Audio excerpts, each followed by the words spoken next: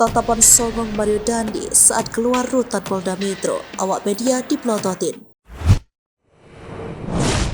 Tersangka Mario Dandi dan Sen dihadirkan dalam rekonstruksi yang digelar di lokasi penganiayaan, tepatnya di perumahan Grand Permata, Ulu Jami, Jakarta Selatan.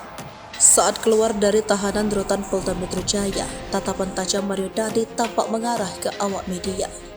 Disoroti dari tatapan dan gestur tubuhnya, Mario Dandi seakan tidak ada penyesalan atas ulah dan perbuatan kepada korban David. Saat hendak dibawa ke mobil tahanan, Mario Dandi dirangkul oleh salah satu penyidik guna untuk menghindari kamera awak media. Penyidik yang merangkul tersangka itu seketika langsung merangkul Mario sembari berlari ke arah mobil tahanan Polda Metro Jaya. Mario Dandi akhirnya memasuki mobil tahanan yang sudah disiapkan di depan Ditreskrimsus Polda Metro Jaya.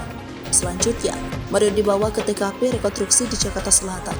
Polda Metro Jaya menghadirkan langsung tersangka Mario Dandi Sen Lukas dalam rekonstruksi yang akan digelar pada Jumat 10 Maret 2023. Rekonstruksi digelar di lokasi kejadian, yaitu di kawasan Jakarta Selatan. Trunoyono menuturkan rekonstruksi rencananya akan digelar dengan 23 adegan. Adegan ini nantinya akan diperagakan oleh para tersangka termasuk Agnes Gracia.